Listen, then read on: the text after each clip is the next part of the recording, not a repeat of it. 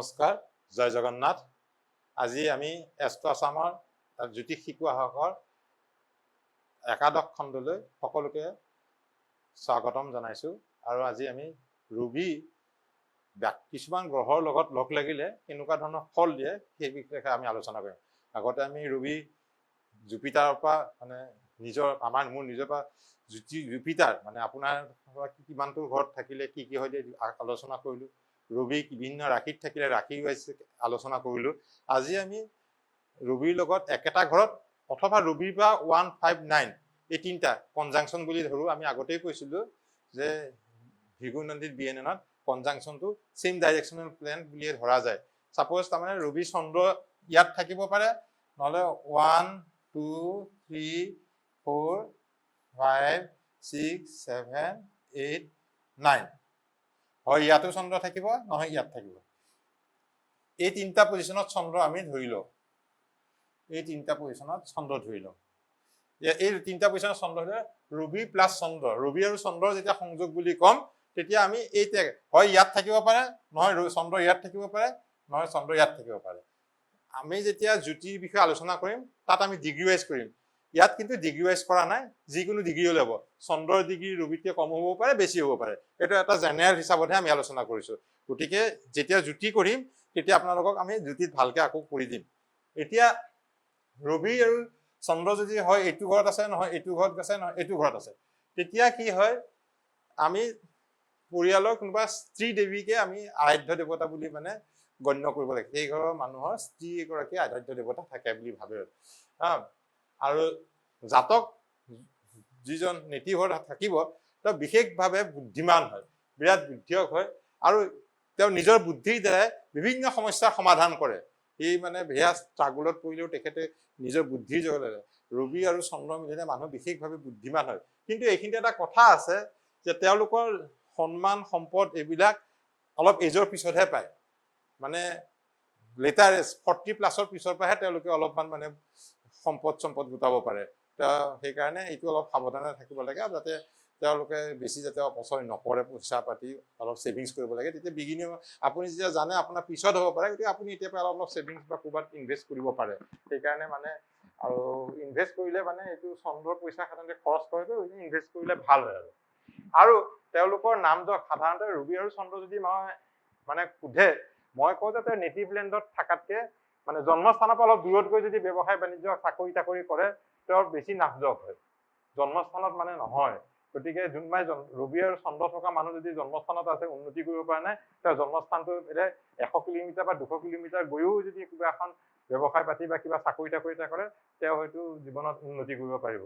এইখিনি কথা মানে আমি যেতিয়া জ্যোতিষ আলোচনা কৰোঁ, গতিকে এই জ্যোতিষটো চালে আপুনি এইটো যদি আপোনাৰ তাত কোনোবা এজন ক্লায়েণ্ট আহিলে, মানুহে ক'লে মোৰ কিয় হোৱা নাই, আপুনি দেখিলে যেতিয়া ৰবি আৰু চন্দ্ৰ আছে পইচাটো হ'ব, অলপ দেৰি হ'লেও হ'ব, কিন্তু তেওঁ জন্মস্থানত আছে সেইকাৰণে তেওঁ পৰা নাই। গতিকে তেওঁক আপুনি এডভাইচ দিব পাৰে আপুনি অলপ দূৰত যাই কৰকচোন দোকান এখনকে, সেইখন চলি যাব। সেইকাৰণে মানে এই সৰু সৰু কথাবোৰ জানিব লাগে কাৰণে মই এবাৰ মানে ফুল ডিটেইলছত আপোনালোকক জনাই আছো। ৰবি আৰু মংগল, ৰবি আৰু মংগল যদি হয় তেনে পৰিয়ালৰ আৰাধ্য দেৱতা হনুমান বা আমি কাৰ্তিকেয় বুলি কওঁ। যদি ৰবি আৰু মংগল যদি জাতকৰ থাকে, তেওঁ এটা জাতকে মংগল শক্তিশালী, এটা মংগল মানে যুৱক গ্ৰহ। ৰবিও তাতে গোটেইখন, ৰবি হ'ল আমাৰ আত্মা, গোটেইখনৰ ৰজা। ৰবি হ'ল গোটেইখন আমাৰ সৌৰজগতৰ ৰজা। ৰবিক ধৰি লওঁ, ৰবিৰ পিছতেতো আমি চব ঘূৰি আছে। ৰবি যদি থাকে তেতিয়া তেওঁ মানে দৈহিকভাৱে বিৰাট সক্ষম হয়, শক্তিশালী হয়, স্পৰ্টছমেন হয়। তেওঁলোকৰ তেনেকুৱা মানুহ ৰবি আৰু মংগল থাকিলে স্পৰ্টছমেনো হয়। ভাল স্পৰ্টছমেন হ'লেও তেওঁ স্পৰ্টছতো বহুত নাম কমাব পাৰে, তেওঁলোকৰ এটা মানে গুণ থাকে। আৰু তেওঁলোকে যদি ৰবি মংগল থাকে পুলিচ মিলিটাৰীত গ'লে বহুত ওপৰলৈকে যাব পাৰে। আৰু তাৰ ডাক্তৰ হ'লে চাৰ্জাৰীত তেওঁলোকে বহুত নাম কৰিব পাৰে। তেওঁ কমাৰ্চ আৰু আৰ্টছতো তেওঁ মিউজিক, স্পৰ্টছ, আৰ্টছ এইবিলাকত, কমাৰ্চৰ বাহিৰে আৰ্টছ আৰু মিউজিক আৰু স্পৰ্টছতো তেওঁলোকে ভাল পাৰফৰ্ম কৰে। তাতকে বেছি পাৰফৰ্ম কৰে তেওঁলোকে সৈন্য বিভাগ বা পুলিচ ইউনিফৰ্ম যদি থকা হেৰিত যায়, ৰবিৰ লগত থাকে গভৰ্ণমেণ্টৰ, তাতে বহুত কৰিব পাৰে, ওপৰলৈ যাব পাৰে। আৰু তেওঁলোকৰ যিটো টেলেণ্ট হয় নহয়, সেই টেলেণ্টৰ কাৰণে তেওঁ বিভিন্ন স্থানৰ তেওঁ এটা নাম যশ পায়, তেওঁৰ টেলেণ্টৰ পৰা পায়। ৰবি আৰু মংগল থাকিলে তেওঁ টেলেণ্টৰ পৰা নাম যশ পায়। কিন্তু মানে এইখিনিতে চব প্লাছ পইণ্ট থাকিলেও এটা মাইনাছ পইণ্ট থাকিবই লাগিব। গতিকে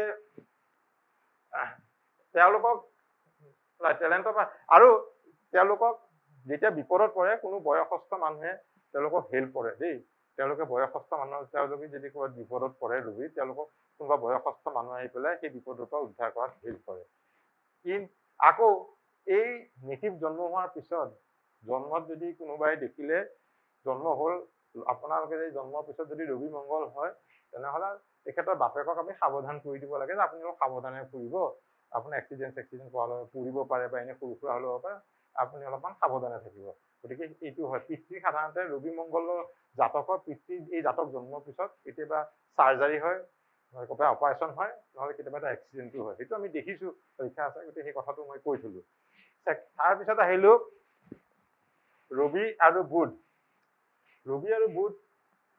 আৰাধ্য দেৱতা হ'বলৈ হয় বিষ্ণু বা লক্ষী নাৰায়ণ এই ৰবি বুধ এটা ইণ্টেলিজেন্ট বুধে আমাৰ শক্তি ৰবি আৰু বুধ DNN-ত আটাইতকৈ সৌভাগ্যকাৰী গ্ৰহ বুলি ধৰিলে বুধৰ যিটো ইণ্টেলিজেন্স ৰবি আহি পোৱাৰ লগে লগে গোটেই ইণ্টেলিজেন্সখিনি ৰবিৰ লগত সংযোগ হৈ যায় বুধৰ যিটো ইণ্টেলিজেন্স হৈ পেলাই জাতকক সম্পূৰ্ণ স্পেচিয়েলি এটা ব্লেছ কৰি দিয়ে তেওঁ বুদ্ধিয়ক আৰু ইণ্টেলিজেন্স হ'বলৈ তেওঁ পঢ়া শুনাত বিৰাট ভাল হয় আৰু তেওঁক এটা কথা বুধ আমাৰ এটা সৰু গ্ৰহ বা আমি কিশোৰ গ্ৰহ বুলি ধৰোতো এই কি মানে বুধৰ যেতিয়া আপোনাৰ হয় ৰবিৰ সংযোগ হয় তেওঁৰ দেহাটো অলপ ডেলিকেট হয় তেওঁৰ ডেলিকেট হয় মানে কি অলপ ভাল টান কাম বন কৰিব তেওঁ নোৱাৰে মংগলে যিটো কৰিব পাৰে বুধৰ মানুহে কৰিব নোৱাৰে অলপমান আৰু তেওঁ খোৱা বস্তু বৰ এলাইট হয় খুব বঢ়িয়া বস্তু খাইহে ভাল পায় এনেই আমাৰ এতিয়া মংগল হ'লে য'তে ত'তে খাই দিব তেওঁ মানে স্পেচিয়েল বস্তু খাই বেছি ভাল পায় সব বস্তু এটা চইচ থাকে ইলাইট খানাটো খাই খুব ভাল পায় আৰু এই বুধৰ যদি থাকে সেই মানুহজনৰ চৰ্ম ৰোগৰ পৰা সাৱধান থাকিব লাগে তেওঁ চৰ্ম ৰোগৰ এটা থাকে পঢ়া শুনাততো তেওঁ বিশেষ চোকা হৈ তেওঁ পঢ়া শুনাতো নাম কৰিবই তেওঁ আপোনাৰ এটলিষ্ট ৰেংক হোল্ডাৰ যুগ বুলিয়ে ক'ব পাৰি বুধৰ ৰেংক হোল্ডাৰ হয় আৰু তেওঁ এটা কথা মানিব লাগিব যে বুধ ইজ এ লেংগুৱেজ বুধে আমাৰ মতে লেংগুৱেজ বিভিন্ন লেংগুৱেজ জানে আৰু ৰবি বুধ যোনে জানে কমচে কম ৩-৪টা লেংগুৱেজত উস্তাদ হৈ যায় কোনোবা মানুহ থাকে নহয় ফৰেইন লেংগুৱেজ জানে জানে এইবিলাক ৰবি বুধৰ মানুহ তাতে লেংগুৱেজত উস্তাদ দুভাষী কাম কৰা মানুহবিলাকত ৰবি বুধ থাকেই কাৰণ এইবিলাকত তেওঁলোক লেংগুৱেজটো দিয়ে বুধে দিয়ে গতিকে তেওঁলোকে লেংগুৱেজো কৰে তেওঁলোকে আৰু ডিজাইন মিডিয়া বা কমিউনিকেশ্যন যদি এইটো কম্বিনেশ্যন মানুহে যদি যাব যায় বা বিজনেছ কৰে তেনেহ'লে তাতে বিশেষ নাম পায় আৰু এই জাতক জন্মৰ পিছত পিতৃয়ে হয়তো নতুন বিজনেছ কৰে নহ'লে পিতৃয়ে সেই নিজৰ বিজনেছত অধিক প্ৰগতি লাভ কৰে সেইটো আমি দেখিছোঁ এইটো ৰবি বুধ হ'লে যিহেতু ৰবি ফাদাৰকো বুজায় গতিকে তেওঁ জাতকৰ জন্মই এটা নতুন জন্মৰ পিছত পিতৃ এটা হয় নতুন মানে বিজনেছ কৰিব পাৰে আৰু সেইটো বিজনেছত কিন্তু তেওঁ নাম কৰিব ৰবি বুধত থাকিলে সেইটো বুধৰ ব্লেছিংছটোৰ কাৰণে বুধে যিহেতু ব্যৱসায়ৰ গ্ৰহ গতিকে বুধে এইটো ব্লেছিংছ দি দিয়ে গতিকে এইবিলাক চব বস্তু মানে কাৰোবাৰ হয় বা কিবা হয় এইবিলাক চব বস্তু জাতকৰ ওপৰতো নিৰ্ভৰ কৰে ঘৰখনত কেনেকৈ উন্নতি হয় নে কি হয় সেইবিলাকো আমি একচুৱেলি ষ্টাডি কৰিব লাগে ষ্টাডি কৰিলে আমি ধৰিব পাৰোঁ আৰু তাৰপিছত ৰবি প্লাছ শুক্ৰৰ যদি কনজাংচন থাকে চাপ'জ ইয়াত ৰবি ইয়াত শুক্ৰ আছে চাপ'জ ইয়াত শুক্ৰ আছে যিকোনো এঠাইত যদি শুক্ৰ থাকে আপোনালোকে যেনেকৈ মই ৰবি মংগল কৈছোঁ ইয়াত মংগল থাকিব পাৰে ইয়াত থাকিব পাৰে ইয়াত মংগল থাকিব পাৰে বুজি ল'ব দেই আৰু বুধ যেতিয়া কৈছোঁ বুধ ইয়াত থাকিব পাৰে বা বুধ ইয়াত থাকিব পাৰে আপোনালোকক মই সেইকাৰণে কৈছোঁ 3টা স্থানৰ যিকোনো এটা স্থানত থাকিলে এই কনজাংচনটো আমি ধৰিছোঁ এতিয়া শুক্ৰ যদি থাকে শুক্ৰটো আমি লিখিছোঁ শুক্ৰ ইয়াত এই 3টা স্থানত থাকিব পাৰে 9 নম্বৰ স্থান দিছোঁ এইটো 9 নম্বৰ স্থানত শুক্ৰ ৰবি আৰু শুক্ৰ যদি থাকে তেনেহ'লে আমি তেওঁলোকৰ আৰাধ্য দেৱতা লক্ষ্মী বুলি ভাবোঁ এটা লক্ষ্মী মা লক্ষ্মী শুক্ৰ হৈছে ভেনাছ হৈছে আমাৰ সম্পদৰ গৰাকী গতিকে ৰবি আৰু শুক্ৰ যেতিয়া লগ লায় তেতিয়া সেই জাতকৰ ঘৰত সম্পদৰ আগমন ঘটে তেওঁৰ দেউতাকৰলৈও সম্পদ আহি যায় আৰু তেওঁ ৰবি শুক্ৰ ভেনাছ বেছ লাক্সাৰিয়াছ বস্তু তেওঁ লাক্সাৰি কাৰ ভাল পায় তেওঁ লাক্সাৰি খানা ভাল পায় তাৰ পৰা তেওঁ ডেলিকেট বডি থাকে তাৰ আৰুপৰি শুক্ৰ যিটো শুক্ৰৰ যেতিয়া কেৰিয়াৰ যেতিয়া ৰবি আৰু শুক্ৰ মিলি পেলাই এটা যদি কেৰিয়াৰ দিয়ে সেই কেৰিয়াৰটোত কিন্তু তেওঁ নামযশো কৰে যি কেৰিয়াৰে শুক্ৰৰ পৰা আহিব বিউটি প্ৰডাক্টে হওক হওক মেডিচিনৰ ডক্টৰে হওক এইবিলাকত শুক্ৰৰ কাৰণে নামযশ কৰে। আৰু তাতে আকৌ ইণ্টাৰেষ্টিং আছে, শুক্ৰ আকৌ আমাৰ স্ত্ৰী গ্ৰহ। যদি জাতক যদি হেৰি হয় মানে মেল হয়, তেনেহলে ৰবি শুক্ৰ কম্বিনেশ্যনত তেওঁৰ পত্নীয়ে ঘৰখন ৰুল কৰে। বিয়া হোৱাৰ পিছত পত্নীয়ে তেওঁৰ ঘৰখন ৰুল কৰে। গতিকে আৰু এই বস্তুত আটাইতকৈ ডাঙৰ কথা হৈছে কি, এইখন ঘৰত শুক্ৰত পিতৃ যেতিয়া আগতে ব্যৱসায় হয়, এইখনত সম্পদ বৃদ্ধি হয়। আগতে যদি আপোনাৰ হেৰি কি কয় ৰবি শুক্ৰৰ জন্ম হোৱাৰ আগতে যদি আপোনাৰ চুইফ্ট ডিজায়াৰত ঘূৰি আছিলে, তেনেহলে বাপেকে দেখিব এই হেৰি জন্ম হোৱাৰ পিছত মাৰ্চিডিজ কিনিছে। এই ধৰণৰ কথা, বস্তুবোৰ তেনেকুৱা সম্পদ দিয়ে। যদি এই দুটাৰ যোগটো বা ঠিকে থাকে, কোনো যদি পাপৰ মানে এনিমিকেল কৰি নাথাকে, তেনেহলে এইখিনি আমি হয়। পিছত আমি ডিটেইলছ যেতিয়া পঢ়ি গৈ থাকিম আৰু পিছত গৈ থাকিম। এতিয়া আমি আহো ৰবি আৰু শনি। ৰবি আৰু শনি পিতা পুত্ৰ হয়, কিন্তু দুইটাৰ পৰম শত্ৰু। কিন্তু আমাৰ DNA-ত যেতিয়া আমি ভিগুনন্দিনী আহি চাওঁ, তেতিয়া শনি হৈছে কেৰিয়াৰৰ, শনিৰ দিশৰ পৰা আমি কেৰিয়াৰ চাওঁ। কেৰিয়াৰ চাব লাগিলে প্ৰফেশ্যন কেৰিয়াৰ শনি পাচাৰ। যদি শনি যদি জন্মত যদি ৰবিৰ লগত থাকে, তেনেহলে ৰবিৰ যি জাতকে গভৰ্ণমেণ্ট চাকৰিত উচ্চ পদ লাভ কৰে। ৰবিয়ে যেতিয়া উচ্চ পদ লাভ কৰে, আৰু উচ্চ পদ লাভ কৰে আৰু তেওঁৰ দৰমহা অতি ভাল হয়, ভাল দৰমহা, ভাল চাকৰি পায়, প্লাছ তেওঁ যদি ৰাহু নাথাকে, তেনেহলে তেওঁ বিজনেছ কৰিলে ডাঙৰ ইণ্ডাষ্ট্ৰিও কৰিব পাৰে, তাত ষ্টেবিলিটি আহে আৰু স্বাস্থ্য ষ্টেবিলিটি থাকে। যদি ইয়াতে যদি ক'ৰবাত ৰাহুৰ ক'ৰবাত দৃষ্টি আহিল বা ৰাহু যদি লগ লাগিল, ৰাহুৰ যদি ইফালে ক'ৰবাত টাইনত থাকি গ'ল, তেতিয়া অলপমান ৰাহুৰ মেলেফিক এফেক্ট এটা আহিব। তেতিয়া এফেক্টটো আহিলে আপোনালোকৰ এইটো দিগদাৰ। ইয়াৰ আৰাধ্য দেৱতা হ'ল কাল ভৈৰৱ।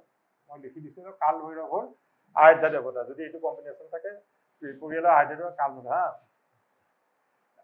এতিয়া এই ধৰণৰ মানুহে প্ৰফেশ্যনত যিটো প্ৰফেশ্যন লয়, তেওঁৰ নামযশ হয়। শনিয়ে তেখেতক নামযশ দিয়ে। কিন্তু শনি আকৌ বেড এফেক্ট এটা আছে ৰবিৰ ওপৰতো, জাতকৰ ওপৰতকে তেওঁৰ পিতৃক বেছি এফেক্ট কৰে। যেতিয়া জাতকৰ জন্ম হয়, তেতিয়া পিতৃ যদি আগতে ভাল আছিল, তেওঁৰ বেয়া হয়, এটা চেলেঞ্জিং চিটুৱেশ্যনলৈ যায়। এইবোৰ যদি আমি জানো, তেতিয়া আমি তেনেকে সেইমতে আমি ফেচ কৰিব লাগিব। এইটো আহিব আৰু গুচি যাব।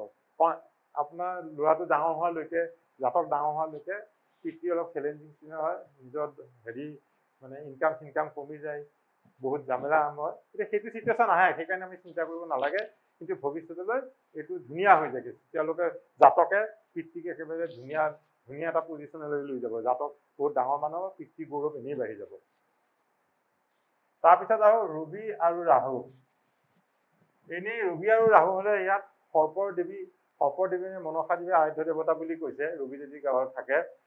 এতিয়া এইখিনি মানুহৰ যিখিনি জাতক ৰবিৰ লগত যদি ৰাহু থাকে, তেনেহলে জাতকৰ গেষ্ট্ৰিক পেটৰ অসুখ থাকিব পাৰে, আৰু চৰ্মৰ ৰোগ থাকিব পাৰে, তেওঁ হেৰিও আহিব পাৰে, কি বুলি কয়, মেণ্টেলি অলপ মানে তেওঁ ইমাজিনেশ্যনত থাকিব, এটা ইলিউশ্যনত থাকিব, মায়া এটাত থাকিব, কিবা কিবি ভাবি থাকিব। আচলতে ঘটনাটো কেনেকুৱা, আমি যেতিয়া আগৰ যিবোৰ আখ্যানবোৰ চাওঁ, ৰাহু আৰু কেতুটো এটাই শৰীৰৰে আছিল, অসুৰৰ ৰজা আছিল। তেওঁক কাটি দিয়া ভানু, তেওঁক কাটি দিয়াৰ লগে লগেহে মূৰটো বেলেগ হৈ গ'ল, আৰু কেতু বেলেগ হৈ গ'ল। সেইটো ৰাহু কেতু হৈ গ'ল, মূৰটো হৈ গ'ল ৰাহু। ৰাহুৰ হাত ভৰি নাই, ঘূৰি ফুৰিব পাৰে। ৰাহুৱে মন কণ্ট্ৰল কৰে। ৰাহুৱে ধৰি ললে যেতিয়া মন কৰে, কিবা বনৰে গোটেইখন ঘূৰি ফুৰে। যদি ভাল হয় ভাল চিন্তা দিব, আৰু যদি বেয়া হয় বেয়া চিন্তা এটা ইলিউশ্যনত গুচি যাব। এই ৰাহুৰ মানে এই কণ্ট্ৰলটো, ৰাহুৰ বেড এফেক্টটো একচুৱেলি এই মেণ্টেল মানে এছপেক্টটো বৰ চাব লাগে। এই মেণ্টেল যাতে মনটোৱেই গোটেইখন চলনা কৰেতো, যাতে বেয়া সংগত যোৱা, বেয়া হেৰিত নোযোৱা, এইখিনি আমি অলপ চাব লাগে। এইখিনি ৰাহুৰ কাৰণে এইটো হেৰিত থাকিব লাগে। কিন্তু তেওঁ যদি বাহিৰলৈ গুচি যায়, ৰাহু যদি আছে বাহিৰলৈ গুচি যায়, তেনেহলে আকৌ তেওঁ নামযশ পায়। ৰাহুৱে সদায় ফৰেইনটো ভাল পায়। ৰাহু যদি 12 হাউচত থাকে, সেই মানুহ ফৰেইনত থকাই ভাল, আহিবই নালাগে ইয়াতে। ৰাহুৰ মানে গুণ হৈছে ফৰেইন, বিদেশ। গতিকে আজিকালি আগতে বিদেশ বুলি কৈছিল, বেয়া আছিল। আজিকালি বিদেশ মানেতো আৰু অনাৰেবল বস্তু এটা, সন্মানীয় বস্তু, আৰু আমেৰিকাত থাকে, লণ্ডনত থাকে। গতিকে এইবিলাকত ৰাহু ধুনীয়াকৈ তেওঁলোকক যাব দিব লাগে। পিতৃ মাতৃয়ে তেওঁলোকক যোৱাত কোনো হাকা বাধা কৰিব নালাগে, এই ধৰণৰ থাকিলে। আৰু ৰবি, তাৰপিছত আমি ৰবি আৰু কেতু। এই ৰবি আৰু কেতুৰ আৰাধ্য দেৱতা গণেশ বুলি লিখা আছে আমাৰ, চাউথত গণেশ হয়, কিন্তু ইয়াত লিখা আছে ৰবি আৰু কেতুৰ যদি সংযোগ হয়, তেওঁৰ দেউতাক পিতৃ ঘৰৰ আটাইতকৈ ডাঙৰ হ'ব, নহ'লে আটাইতকৈ সৰু হ'ব, এবাৰ তেওঁকে লাষ্ট চাইল্ড হ'ব আৰু আটাইতকৈ সৰু বা ডাঙৰ জাতক একদম লাষ্ট চাইল্ড হয়। আৰু তেওঁ জাতকৰ এলাৰ্জি থাকিব পাৰে, যিকোনো বস্তু লাগিলে খালে এলাৰ্জি এটা তেওঁ বেমাৰ থাকিব পাৰে ৰবি আৰু কেতু থাকিলে। আৰু এই ধৰণৰ জাতক সদায় ইলেক্ট্ৰিচিটিৰ পৰা আঁতৰি থাকিব লাগে, ইলেক্ট্ৰিকেল বস্তু চস্তু চোৱা মেলাৰ পৰা সদায় আঁতৰি থাকিব। তেওঁ ইলেক্ট্ৰিকেল এক্সিডেণ্ট হোৱাৰ সম্পূৰ্ণ এটা স্কোপ থাকে এই জাতকৰ। কেতু ইজ ইলেক্ট্ৰিচিটি, গতিকে কেতু থাকিলে জাতকৰ ইলেক্ট্ৰিকেল এটা চক খোৱাৰ এটা যোগ থাকে। তেওঁ সেই ধৰণৰ মানুহক পৰিয়ালে সদায় ইলেক্ট্ৰিচিটি কোনো কাম কৰিব দিব নালাগে। জাতকক কেতিয়া ইলেক্ট্ৰিচিটি থকা বস্তু চস্তু থাকিলেও অলপ দূৰত থাকিব লাগে। আৰু সাধাৰণতে প্ৰথম বছৰটো জাতকৰ বিভিন্ন অসুখ বিসুখ, অলপ ডাঙৰ অসুখ বিসুখ হ'ব পাৰে। যদি ভাল গ্ৰহ ইয়াত যদি বৃহস্পতিৰ দৃষ্টি আহি যায়, তেনেহ'লে বৃহস্পতিৰ দৃষ্টি আহি গ'লে আপোনাৰ অসুখ বিসুখ নাথাকে। এইটো যুগত যদি ৰবি আৰু চাপ'জ কেতু, ইয়াতে আপোনালোকে দেখিছে মই কেতু বুলি ক'লে ইয়াতো এটা কেতু থাকিব, ইয়াতে থাকিব পাৰে কেতু, বা ইয়াতে থাকিব পাৰে কেতু। মানে এই তিনিটা স্থানৰ যিকোনোতে কেতু থাকিব পাৰে। সেইটো ট্ৰাইনতো থাকিব পাৰে বা লগতো থাকিব পাৰে। সেইটো বস্তু মই আগতে আপোনালোকক ধৰি দিছো যে এই ধৰণৰ মানুহৰ অলপ বাচ্চাৰ অৱস্থাত 1 বছৰত চিভিয়াৰ কিবা এটা অসুখ হ'ব পাৰে। গতিকে মাক বাপেকে এইটো বাচ্চা জন্ম হ'লে বি কেয়াৰফুলি শিকিব লাগে। বেমাৰ চেমাৰ হ'লে নেগলেক্ট কৰিব নালাগে, লগালগ হস্পিটেলত দি মেলি ভাল ডক্টৰৰ ওচৰত চিকিৎসা কৰাব লাগে। এইকাৰণে আচলতে আমি যে বস্তু জ্যোতিষ জানিব লাগে, এইকাৰণে আপোনালোকে জ্যোতিষ জানিব লাগে যে আপোনালোকে নিজৰ লাইফটো ঠিক কৰি ল'ব পাৰে, কিবা আহিব লগা বিপদটো আপোনালোকে গম পাই যাব। সেইকাৰণে মই আপোনালোকক কৈছো আপোনালোকে এইবিলাক চাই থাকক, চাই থকাৰ পিছত আপোনালোকে অনুভৱ কৰিব যে হয় আচলতে আপুনি আজি আপোনাক টাইম দিছে, সেইটো আপুনি টাইম খৰচ হোৱা বুলি নাভাবিব, এইটো এটা ইনভেষ্ট হোৱা বুলি ভাবক। আপুনি এটা জ্ঞান অৰ্জন কৰি আছে। এতিয়া এই স্থানত যদি এই ৰবি আৰু কেতু যদি কন্যা বা মিথুন ৰাশিত থাকে, কন্যা আৰু মিথুন ৰাশি বুলি কৈ যাব, কন্যা এইটো ৰাশি আৰু মিথুন ইয়াতে, এইটো মিথুন। এই দুটা ৰাশিত যদি ৰবি কেতু থাকে, ৰবি কেতু বা ইয়াতে এইখিনিত যদি থাকে, এই তিনিটা ৰাশিত যদি আমাৰ এইটো হয় ৰবি কেতু, তেনেহ'লে পিতৃ কোনোবা কোম্পানী এডভাইচাৰ হয়, চৰকাৰৰ এডভাইচাৰো হ'ব পাৰে। সেইটো ৰুলো দিয়ে কিন্তু দেই ৰবি। গতিকে মই আজিলৈ ইমানতে সামৰিলোঁ। আপোনালোকে যদি ভিডিঅ'টো ভাল পায় তেনেহ'লে ছাবস্ক্ৰাইব কৰিব, লাইক কৰিব আৰু শ্বেয়াৰ কৰিব। ধন্যবাদ, নমস্কাৰ।